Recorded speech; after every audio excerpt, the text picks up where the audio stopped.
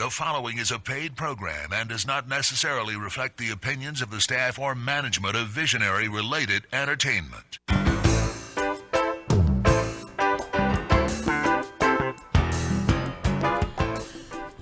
Aloha and welcome to Maui Nonprofit Notes, where each week you will find us talking story with Maui's nonprofit executive directors and their staff to find out how they're working to support those with needs within our community. Maui Nonprofit Notes is generously sponsored by Pacific Source. If you're building or remodeling a home, please stop by Pacific Source's Cabinet and Appliance Showroom located in the Waikapu Bayshard. I'm Susie Tiemann, Executive Director of Lokahi Pacific, and your host for Maui Nonprofit Notes. For those of you who may be listening to this show for the first time, each week during this hour we share some of the experiences of our nonprofit agencies and just how they're changing lives, changing communities, and creating miracles of hope for those with needs. Today our first guest is Greg Lagoy, who's the Chief Executive Officer of Hospice Maui. Welcome, Greg. Well, thank you, Susie. Good afternoon to you and to our listeners. How you doing today? I'm doing great today. You've had an exciting first half of the year. Well, it's one of these, they say that it's a little bit like airline flying, and that is that it's hours of boredom punctuated by moments of stark terror. And the first half of the year, because we were working hard to getting a building permit for our hale, was that kind of thing. Gotcha. But we did. We got it. We had our groundbreaking ceremony, and we have, in fact, started construction. So it is very exciting. It's that first shovel in the ground. Mm-hmm. Good. Yep. What's the anticipated length of time to build? I think it's always reasonable to allow a year for that, even though it may be sooner. But that's what our timeline is. We're actually expecting to be able to be operating it by the 1st of July of next year. So terrific. Construction will be finished a bit sooner than that, and there are always little odds and ends to do to bring a place up ready for. Right. It's going to be exciting to watch that rise up there on the hillside. Yes, it will. Terrific. Okay, so what else is new at Hospice? Well, I want to bring up something that is of particular interest. I got a call from Raymond Rivera of the Lions Club of several weeks ago. And the Lions Club is participating, this is the Lions Club of Kahului, and they're participating with the Harry and Jeanette Weinberg Foundation with something called the Weinberg Friends Program. And the way this program works is that, in this particular case, the Lions Club is going to do a community project. And then the Weinberg Foundation is going to give Hospice Maui a grant. So It's this interesting little three-way. And so the community project is that the Lions Club is going to be doing some cleaning up, and grooming of the Kahului Elementary School yard. And that's Saturday. This is coming Saturday between like 8 and noon. They're going to have 25 to 30, 40 people there working. And when that's complete, the Weinberg Foundation gives Hospice Maui $10,000. Okay. Which is an amazing gift. So the work's not being done on your property. No. It's being done for nor is it being done by us. By them. It's the Lions Club of Kahului working to do a beautification project at the Kahului Elementary School, which is considered, of course, to be a community collaborator, a community project. And the Weinberg Foundation, in this Weinberg Friends program, is using this as an opportunity then to bestow this grant on whomever the Lions Club of Kahului chooses, and they chose us. Oh, that's wonderful. So it really is wonderful. And one of the things that I'd like to do is just for those listeners who may be interested in further exploring the Lions Club, they are interested in speaking with anyone who feels a kinship, an affinity, or an interest in their club. And so they are being... I guess that they have someone in their club who's responsible for this. His name is Leo Polo, and they're encouraging interested people to contact Leo. And so I'm not going to put his phone number on over the air, but I have it. So anybody wanting to reach the Lions Club would want to talk to Leo, and if they need more contact information, they can always call me at Hospice. Cool, and that number is? Can you remember it, Susie? Oh, gosh, it's the easiest number in the world. Okay, Gary, what is it? Yeah, our tech guy knows it. 244-5555. That's right. It's 244-5555. Tell me, Susie, that's not the easiest number. It is.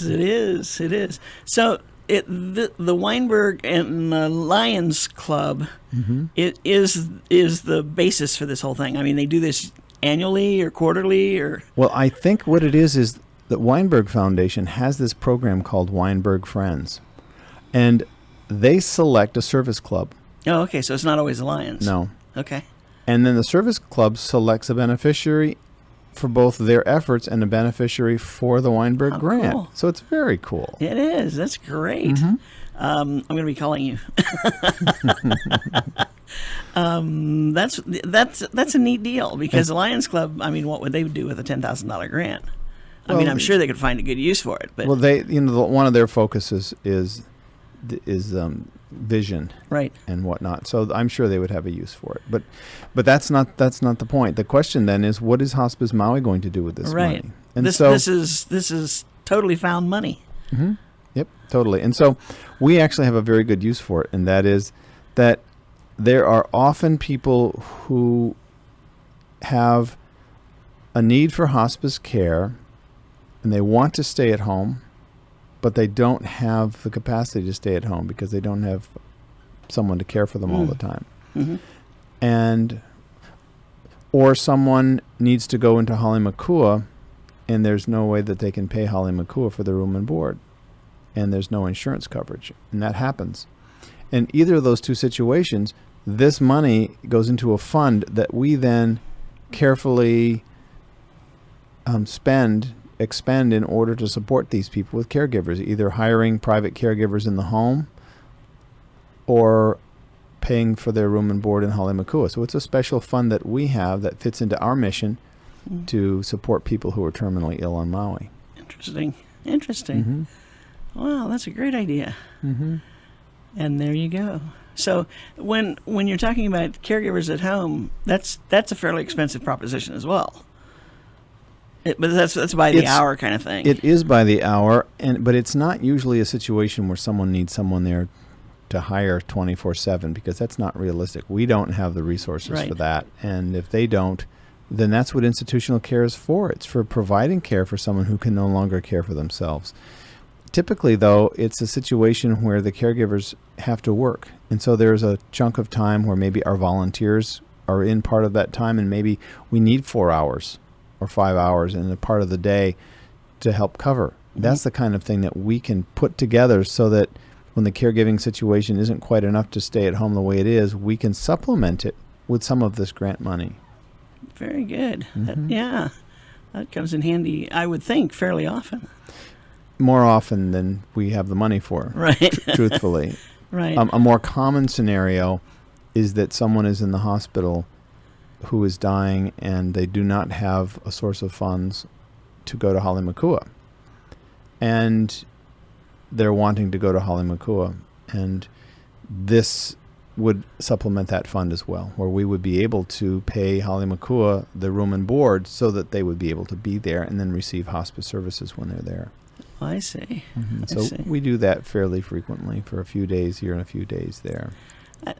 I just, every time you're on the show and every time I think about hospice, I think about the uniqueness of the program and how it's meant for the last days, but it can last up to, 6 months? Well, the way it works is that in order to qualify for hospice through the largest insurer, which is Medicare for elders who have a need for hospice care, you have to have a medical prognosis of 6 months or less. Oh, okay. In other words, the disease has to be expected to run its course and result in the person's death within 6 months if it follows its expected course. No one can predict that. And because of that, there is no limit. On occasion, we have had persons on our service for 2 years and more, where every 60 days we have to carefully assess whether or not we feel that it's reasonable that they die within the next 6 months. And we're just sure that they're not going to last 6 more months. And miraculously, they do. And they will repeat this a number of times. And so that there isn't a limit on it. So that's someone who really, truly doesn't want to let go.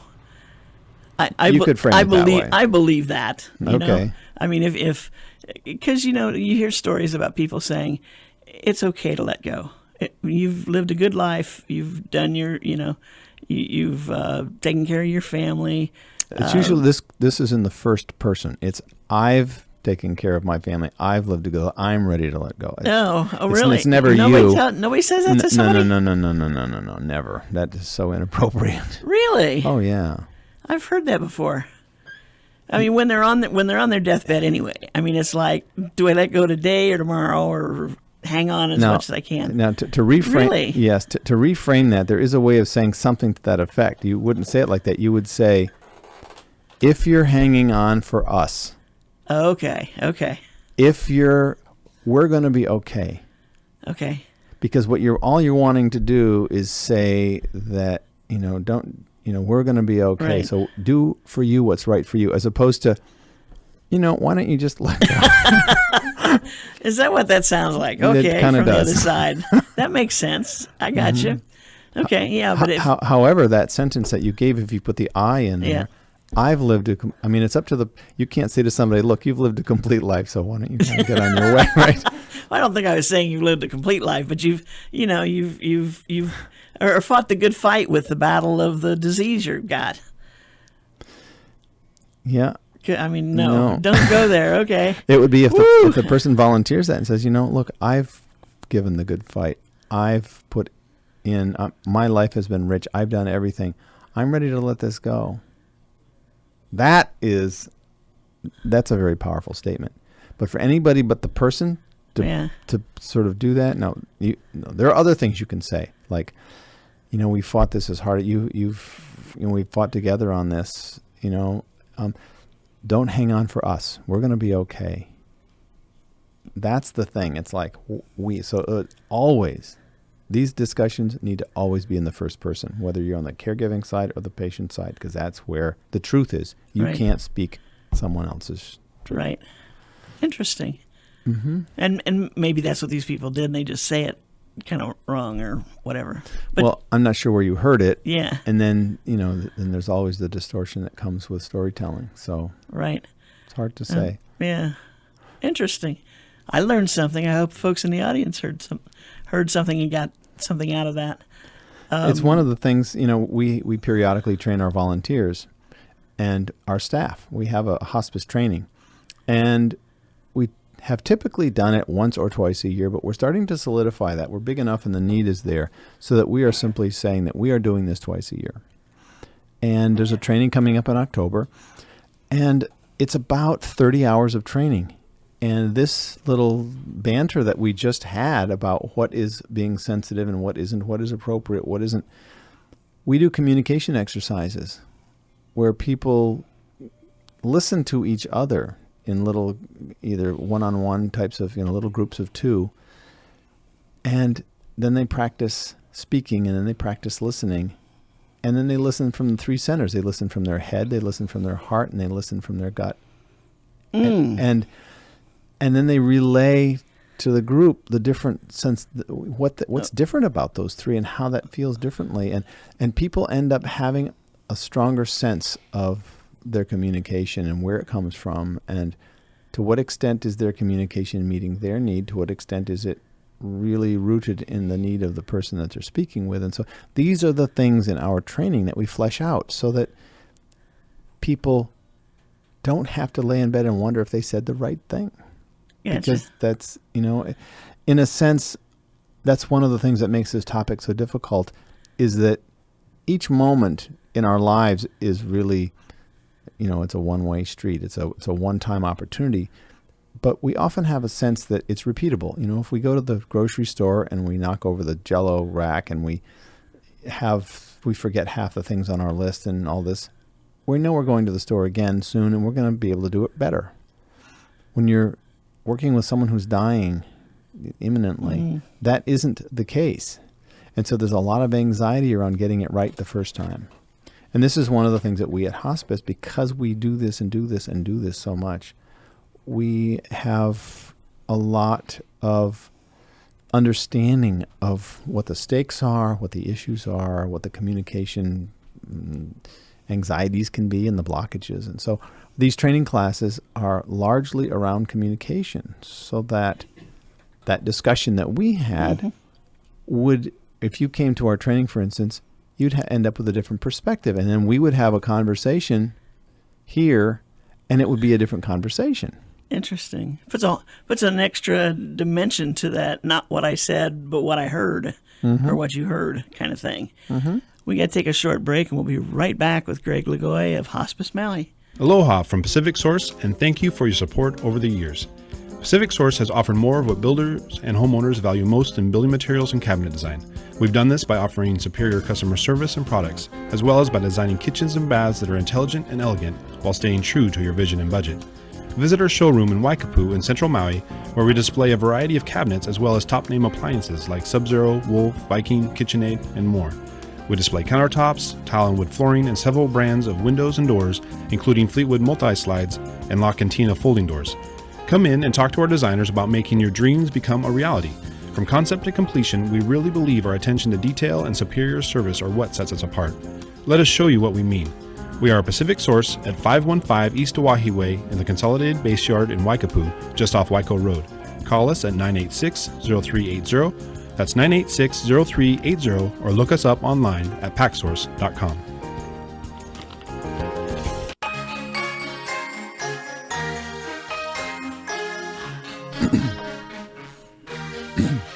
And we are back. This is Maui Nonprofit Notes, talking story right now with Dr. Greg Lagoy, who's the Chief Executive Officer of Hospice Maui.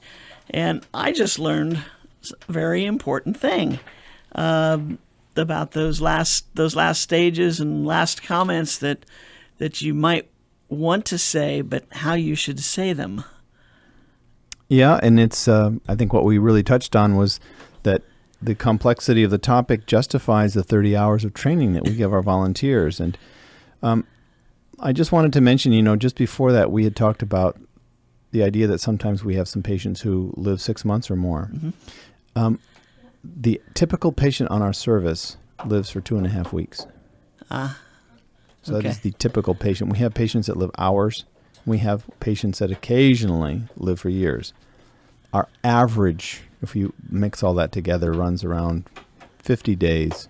Oh, okay. But the typical patient, the one in the middle of the pack, is 2.5 weeks. Wow.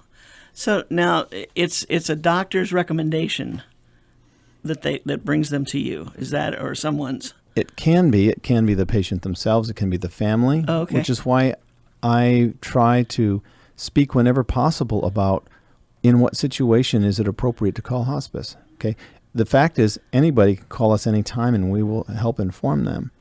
If a family member says, I'm wondering if my loved one is appropriate for hospice, then we'll start having conversations right then and there and begin asking questions. And the role of the physician can be to refer, but it doesn't need to be to refer. The role of the physician is simply to say whether or not there's a medical prognosis of 6 months or less if the disease follows its expected course.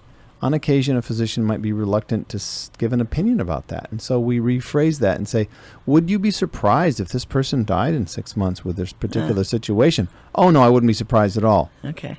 Thank you. Done. Right? Right. And so the referral can come in whatever way it comes. Oftentimes there's been a crisis. There's never a surprise that hospice is getting near, typically. But to invite hospice in is to admit out loud death is the next major step, and that can be so daunting and so difficult in our society. So that's a hard one. And typically it is a physician's referral, but it doesn't need to be. It can be any agency in the community, any individual. And then what we do is we carefully and slowly enlarge the circle, make sure that the people who need to understand that this conversation is happening, like the patient, is in the loop and understands this, because of course that's not respectful to talk about somebody about their health without their knowing about it. Right. Did you have some other exciting things you want to tell us about? I do actually. There is one of the things that people may not recognize is that we have some community bereavement services. In other words, many people may know that hospice care does include some bereavement services for family members for up to a year after the death of their family member. In our particular case, those services include some phone contact, an assessment of their bereavement. It does include inviting them to our grief support group, which meets. We have a weekly group. There are mailings of materials that are generated on the mainland that are very sensitively and well put together to speak to the different kinds of experiences that people have after someone's died. We have a series of letters that go out at 1 month, at 3 months, 6 months, 9 months, and 12 months. We have cards that go out on anniversaries and birthdays. And so our program is tailored for our own constituents. However, we also have general community bereavement services that anyone can access. For instance, I mentioned each week we have a grief support group. Well, we have the opportunity to, in order to have the opportunity to have a group running that one of our family members can go to, we need to invite the entire community because not enough people attend. That the percentage, the number of, there are about 300 people a year who die on our service.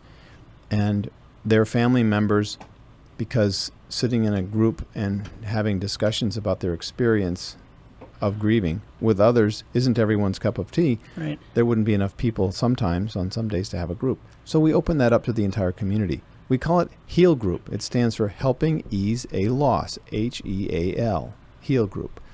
And it's alternating on a Tuesday and a Wednesday. 1 week it's a Tuesday, 1 week it's a Wednesday. The Wednesdays are from 6 to 7:30 p.m. so that people who are working have a group to go to every 2 weeks. And the Tuesday group is from 3 to 4:30 for people who don't want to drive in the dark and whatnot. So we occasionally hold these groups in other places. We also can provide some bereavement support in exceptional situations. There was in the hotel industry recently, there was a sudden unexpected death of a younger person who was a manager of a number of people in this hotel. And Hospice Maui sent grief counselors to man a particular room where people were encouraged to go to process some of their feelings around their coworker just being just gone, just like that overnight. And so that's a service that we provided to that hotel. And we have periodic, for instance, as we get close to the holidays, we have a holiday grief event, and we advertise that community-wide because most deaths don't occur in hospice. And so people who have bereavement needs can come to that because the holidays can be really intense for people. Really tough, yeah. Especially the first 1 or 2. And we also have our annual Memorial Day celebration of life and remembrance at Keavalai Church in McKenna. And that event, we also invite others to come. And we have a dove release. We have readings of poetry and stuff like that. So we do have these community grief services, and these are open to everyone, anyone. And those particular there's no charge ones for are. any of this. That's right. And so we can occasionally do one-on-one counseling, but we don't have the resources to do much of that. But we still offer it, and it can be very helpful because we can often refer someone to a better resource. And I would think that for most people, the suddenness of it, of course, is usually a big issue. But even those who see someone dying in their family, when it finally happens, and they wake up tomorrow and they're not there, then there's this whole new issue that they thought they were ready, but they weren't. Yeah, you can't prepare. You can't know exactly what that's going to be like. Yeah. And yet it is something that as human beings, we're fairly well equipped to deal with that, but we need some support sometimes. One of the main things is changing public attitudes about what's okay when someone is grieving. understanding that 3 months after the person has died, it might be 3 times harder than it was the week after. And 6 months later, it can be harder. And so for the first year, sometimes it continues to get more and more difficult. And this takes people by surprise, not only the person who's grieving, but friends and family and acquaintances are like, whoa, why don't they get on with their life? Well, put yourself in their shoes, Right. which you cannot do without having been there. But we can tell you that oftentimes it's not so easy. It can be very difficult. Wow. That's very interesting. It gets tougher instead of easier. That's right. Oftentimes. Interesting. Depending upon how close. The closer the people were, it tends to get more difficult over the first year. Sometimes even beyond that. It's really Missing experiences that they've had year after year together. just the sense of loss, the sense of grief, and I mean Yeah. it's such a primal experience that to give it, more specifics then might cut somebody out of being understood when their experience is different. But it's all rooted at a very primal level. Right.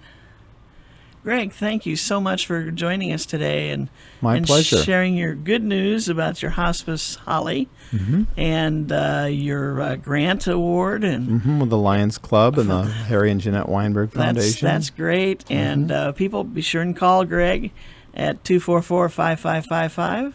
Thank you. Yes, How you about got that? the number. See, I didn't even write that one down.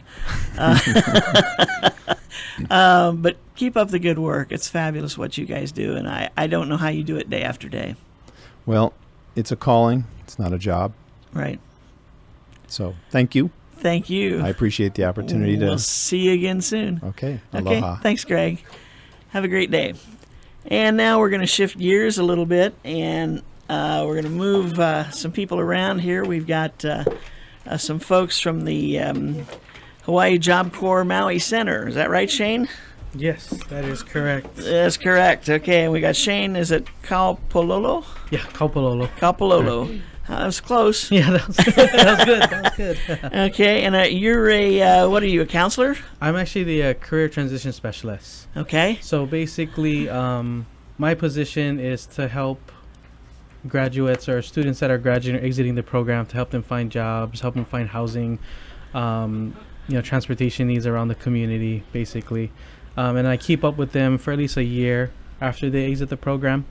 So I definitely try to partner up with a lot of businesses around the community and things like that, trying to help them be successful in life and just live a better life. Cool. After they exit. Yeah. So now, when they finish with you folks, they've studied a couple different course areas. Yes. So at our particular campus, we offer 4 trades. So facilities maintenance, culinary arts, retail sales, and office administration. And in each trade, the students, they are able to, gain hands-on training in those particular fields. And they also do gain certain certifications. So like facilities maintenance, they will get their NCCER, which also includes their OSHA 10 certification. Retail sales gets their customer service certification. If you're in culinary, you will get your ServSafe food handlers. Yeah. And then in office administration, they get certified to do like 10 key, as well as all getting their mastery for all of their Microsoft Office. That's what I need. Every day I find something I don't know about one of my Microsoft programs. Yeah, continuously. As we continue, it's, oh wow, that's so easy, and then you just go to the next step and it's got, no, I'm gonna stop there, and then later on you think, no, I bet that's as easy too if I learn it. Yeah. Right? Yeah. And it becomes that way. So you've brought a couple of young ladies with you today. Yes. So at Job Corps, we accept. It's open from to anyone that's from 16 to 24 years of age. And Rena Campbell, she's our admissions counselor. She's really trying to focus on recruiting, local students, local teenagers, young adults, especially females. She's really looking for to recruit females, local females. So we have Chelsea, Pua'a, and Kasia. here with us from Job Corps. They're current students. Keisha's currently a retail student, and then Chelsea, she's currently in our facilities maintenance trade. Ah, okay. So what made you guys decide, guys? See, first thing I do is talk about the young ladies, and then I call them guys. Chelsea, what made you decide you wanted to go into facilities maintenance? I like to Yeah. move around and Yeah? do stuff. I was actually thinking of going to culinary first, but it was actually like the trade had a lot of people, and then I didn't want to wait long time to go into that trade, so my second choice was facilities maintenance. I like Now to do that's hands-on quite a shift. hands-on things. Yeah. Yeah. So have you done your internship? Have you been out working someplace? Not my WBL, work-based learning. That's when we go off-site, to Yeah. work. But I've been on my LTE work, so that's like leisure time employment. Okay. So I can like work on the weekends and make money. Gotcha. Okay. I've Now, been are on you that. staying on campus, or are you staying at home? Yeah, I board at Job Corps. At the campus. Yeah. Okay. Do you find that to be a really rewarding experience to have the whole thing? Yes. Yeah. I love Job Corps. Yeah. Yeah. You think she's going to graduate when she should, or is she going to stick around? No, she's definitely gonna graduate. And then Yeah. for her, she's also planning on going to advanced training. So that's another thing that we Okay. offer. So she has like another extension, like a year or two, to go off to the mainland and further her discipline, which is Automotive for heavy truck driver in Whoa. Utah. yeah. Really? Yeah. Wow.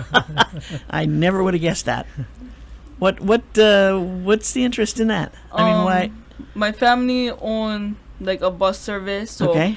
I'm thinking, I want to work my whole life if I can. So because I'm young, I can just drive heavy truck, and if I retire from there, I can just drive buses for my family. Gotcha. So that brings you back home sooner or later. Or do you want to come right back after your training? No, I don't want to come back. You that, don't. that fast. Not that fast. Yeah, when I'm like 50 or something. Whoa. we got a long range planner here. Serious. Very good. That's interesting. You want to stay in the Utah area? No, I want to move to Orange County, California. Orange County. Okay. And what's there? Why I have family there, and okay. I love it. Okay. It's very beautiful. You've been. Well, what's wrong with home? I don't want to stay in Hawaii. Oh. I mean, I'm Oh. gonna stay up there for a little while, Yeah, and then okay. move back here. Okay. So, but there is some family there, and that's what kind of intrigues you about going. So you spent time there with them. Yeah. Okay. you think there's a lot of job opportunities there? Yeah, I can probably do like cross country. Okay. You're really serious about driving. Woo, cross country truck driver. Yeah, I remember when I lived back in the Midwest, we had a few of those that worked for us, and boy, they spent a lot of hours in the cabs of those trucks. But now I think they've got all kinds of restrictions. You can only spend so many hours, and then you have to have so many hours off. So you can't really hustle like you used to be able to. But nonetheless, so you're going to learn about how to take care of the truck as well as drive it. Yep. Okay. Automotive. That's her game. Okay, and we have Kezia. Hi. Hi. So you studied office? No, I'm in retail. I wanted retail, to take okay. office, but Okay. I ended up taking retail. Okay. So what do you want to do with what you're learning? I just did it to gain more experience in customer service and all that kind of leadership stuff. Okay. But I'm going to college for something completely different, Yeah. which is psychology. Whoa. Yeah, so. There's some psychology in customer service. Well, yeah, there is. There is. People would say there's a lot of psychology in customer service, especially if it's good customer service. Definitely. Yeah. Interesting. So, can you tell me one thing you've learned about customer service that you never thought of before you went to school? Either the importance of something or Like product knowledge kind of stuff. well, whatever. What do you think of when I ask that? Satisfying a customer Okay. and their needs, Okay. and how to deal with angry customers. Ooh. Yeah. And That's a challenge. they're out there, aren't they? Yeah. Are you have you worked anywhere Yeah. at this point? Okay. So I've worked at well, recently I did WBL at Ace Hardware, okay. so that was good. And I worked at like Safeway and McDonald's and Ross's. So I Okay. dealt with a lot. Of So customers. you've had a variety of opportunities there. Yeah. Yeah, that's interesting. Okay, we're going to take a short break again, and then we'll be right back with the folks from Hawaii Job Corps Maui campus. Aloha from Pacific Source, and thank you for your support over the years. Pacific Source has offered more of what builders and homeowners value most in building materials and cabinet design. We've done this by offering superior customer service and products, as well as by designing kitchens and baths that are intelligent and elegant while staying true to your vision and budget. Visit our showroom in Waikapu in central Maui, where we display a variety of cabinets as well as top-name appliances like Sub-Zero, Wolf, Viking, KitchenAid, and more. We display countertops, tile and wood flooring, and several brands of windows and doors, including Fleetwood multi-slides and La Cantina folding doors. Come in and talk to our designers about making your dreams become a reality. From concept to completion, we really believe our attention to detail and superior service are what sets us apart. Let us show you what we mean. We are a Pacific Source at 515 East Oahe Way in the Consolidated Base Yard in Waikapu, just off Waiko Road. Call us at 986-0380. That's 986-0380, or look us up online at packsource.com.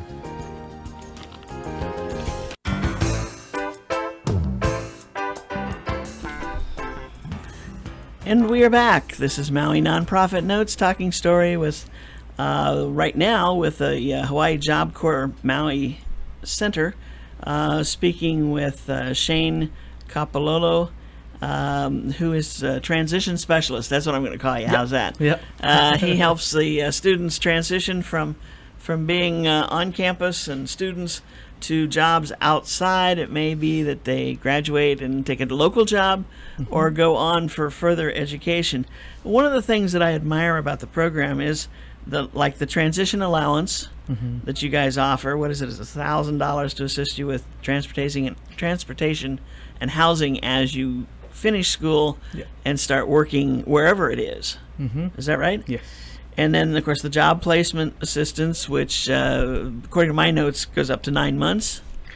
Yes. Yeah. Okay. 9 months. It may go further depending on the situation. And career counseling, because one of the things that always intrigues me, and you girls have kind of talked about it, you kind of start out in one direction, you go, no, that's not really where I want to be. I want to switch over to this. Yeah. And so career counseling gets to be very important, because you don't want to finish studying one thing only to find out that's not what you never want to touch a truck. Yeah. Yeah, wouldn't that be awful? I have a good friend Yeah, who went I to know. school to become a teacher and decided when she went out to do her intern teaching, she didn't even like kids. No. Bad teacher. So she became a travel agent. That Wow. sounds better, yeah. Anyway, and then the relocation counseling services that you provide, which just everything about Job Corps Yeah. is so exciting for people who Now, why didn't you finish? Can I ask the question why you didn't finish high school? Is that too personal? No, you can't ask me. I can answer. Will you answer it? I'm from Molokai, Okay. Molokai High School, and I didn't really learn anything, Okay. honestly. So how many grades did you finish in high I school? went up to senior year, You did. but I dropped out like the ending of first semester. Okay. You just said I've had enough. Yeah, well, It's because wasting time. I was also like a party girl. Ah, okay. Yeah. You had to quit that when you got to Job Yeah, Corps, didn't I mean, you? I was like, okay, and it was like I noticed when I was going to school, like I had F's already, and I was Ooh. like, okay, I can't fix that. Might as well drop out. So I dropped out. I was just gonna go get my GED, Uh-huh. but then my mom was telling me about Job Corps. Then I took the tour, and then I came. Gotcha. Okay, well that explains why you live on campus then too, if you're from yeah. Molokai. Oh well, no, my mom lives here. Oh, she lives here. Okay. Yeah, but I love gotcha. Job Corps. Yeah. What's the perfect answer for you? Now you can get your GED, you're getting your technical training, and you can go on. And then You can get your GED or CB diploma. Mm-hmm. So I'm getting the CB diploma. Oh, okay. Good. Is one of the things a lot of people who do drop out of high school say is that all that stuff you got to learn. I'm not going to ever use any of that, right? Why do I have to learn history? Why do I have to learn trigonometry? All that kind of stuff, yeah? Well- I want to just get to the subject. Exactly. And what we learn for like to get our diploma, it's like really what we need in life. It's like just so straight to the point, government and law, and like it's just so awesome. Yeah? And we get it done. Yeah. Real quick. There you go. How about that? There you go. That's what you want to hear, isn't it, Shane? Yeah. Yeah? Keisha, what do you think? What can you answer that question why you dropped out? If I it's too just was personal, going don't. through difficulties, and Okay. like how she was getting on Fs. I was getting on Fs too, and I just gave up my 11th grade year. Okay. And then I figured I'd try get my CB diploma. I went 4 times to go and do it. I never finished it. And then when I got to Job Corps, I finally finished it. Who turned you So- on to Job Corps? My grandma, she used to go to Job Corps in Washington. Yeah? So she told me she really liked it, and I didn't want to go to the mainland, so she sent me to the one over here in Maui, Cool. and it's really good.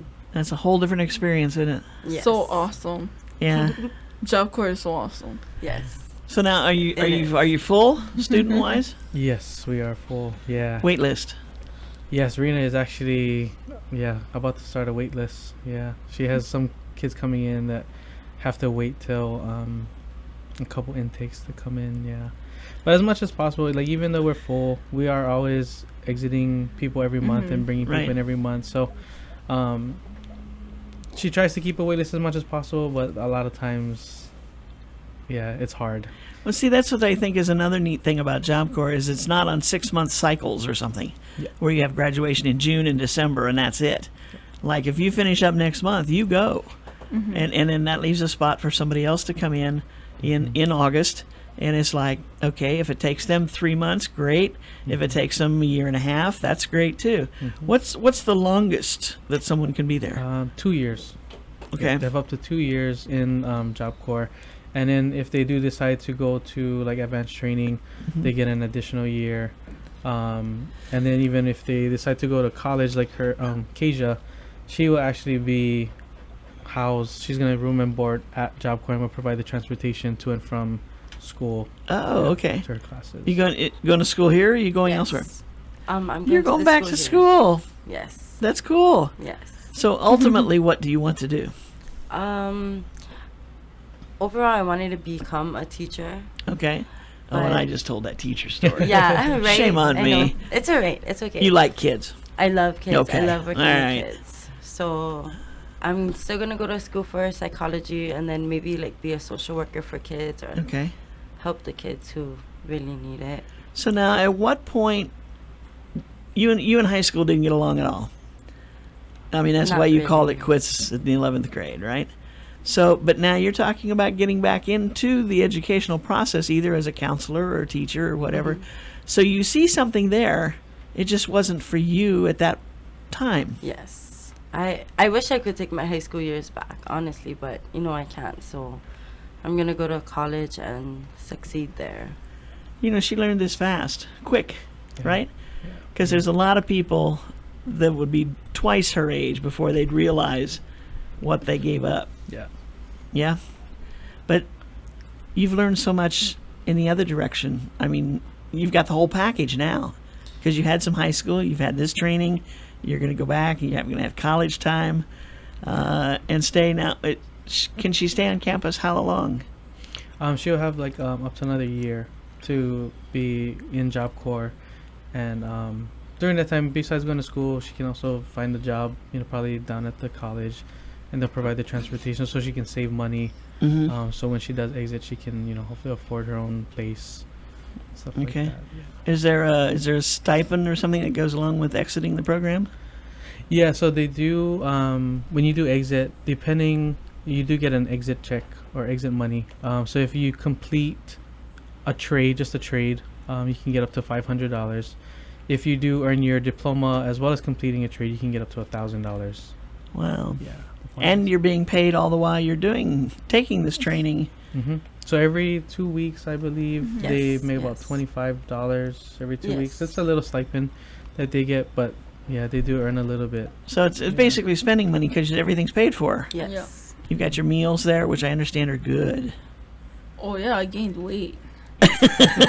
I gained a lot of weight being Job Corps. The culinary program works because I hear the good food for breakfast, lunch, and dinner. Yes. Yeah, and then good programs all the way around. Yeah. So if you knew of someone who was having trouble in high school, and just looks like they're headed to real trouble, I would so recommend them yep, to go to Job Corps. They can either go to Oahu's one or Maui's or in the mainland, I Yep, guess, there's wherever. plenty. But Job Corps is the place for you, people. Job Corps works. If you don't think that you can't make it through high school, Job Corps works. and then do it now. Don't get in trouble Yeah, first. because Yes. honestly, You can't go to Job Corps if you're in trouble, can you? No, yeah, if you have current obligations with the court and stuff like that, yeah. Unfortunately, those would have to all be cleared Right. prior to coming to Job Corps. Right. yeah. So they need to, before they get in trouble, make that decision. Try Job Corps. Mhm. Yeah, that's great. So, Shane, how long have you been over there? I actually just made a year yesterday. Yay! Yeah, I just made a year yesterday. So, any one of the students do something that just stands out in your mind as a great example of a success story from Job Corps? Actually, yeah, I've used Kaja. Actually, is one of the ones that I've used on some of my other discussions or Wow. meetings out in Oahu.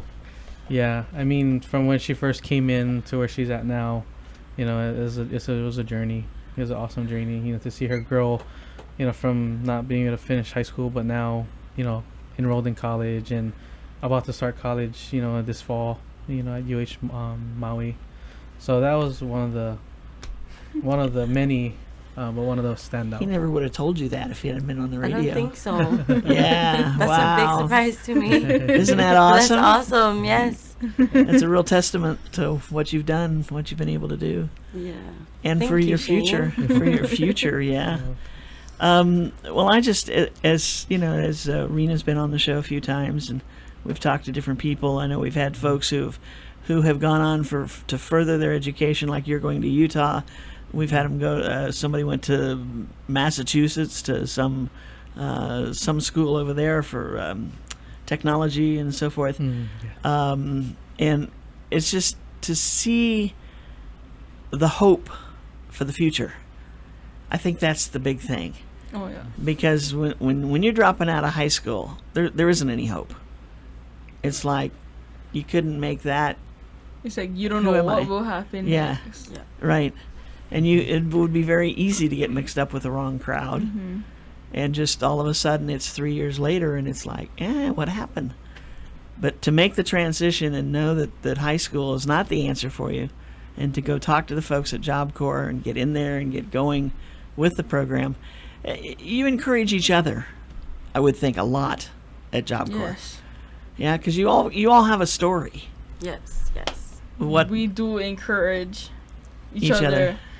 We're basically one big family right, here at Maui Job Corps. right, Like, we all get along. yeah, Might have some troubles at first, but always get over it. right. Because Then- you've each come here because of something, Yes. right? Something was missing in your life or whatever. A total enrollment at Job Corps Maui is what? Currently, we are at 132. 132. Yeah, so we're a little bit over 100% right now. Okay. And we're talking ages 16 to 24. Ages 16 to 24. Yeah. Wow. That's wonderful. So what if you could say in 2 minutes why somebody should go to Job Corps, what would you say? In 2 minutes. 2 minutes? Ah, Wait, why they should come to Job Corps? yeah.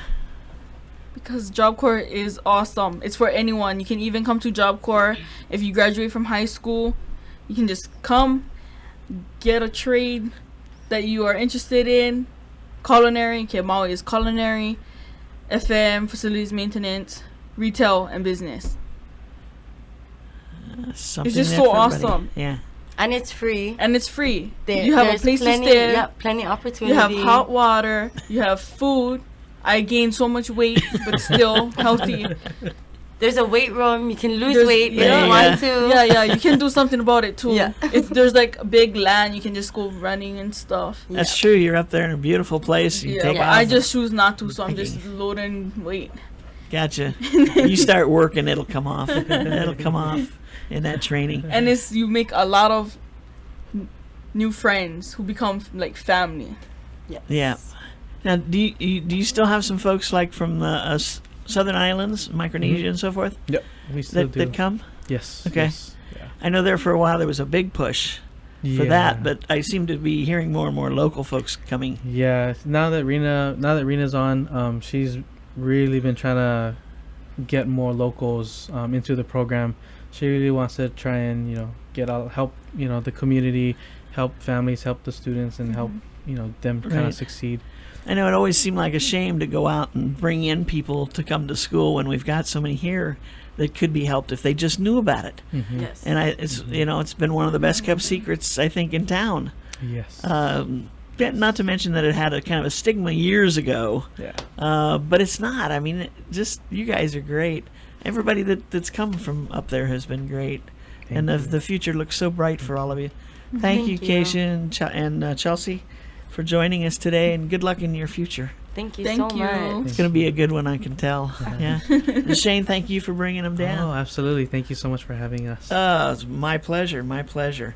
So as we finish up today's show, we'd like to say that Maui Nonprofit Notes is sponsored as a community service by Pacific Source, the builder's choice.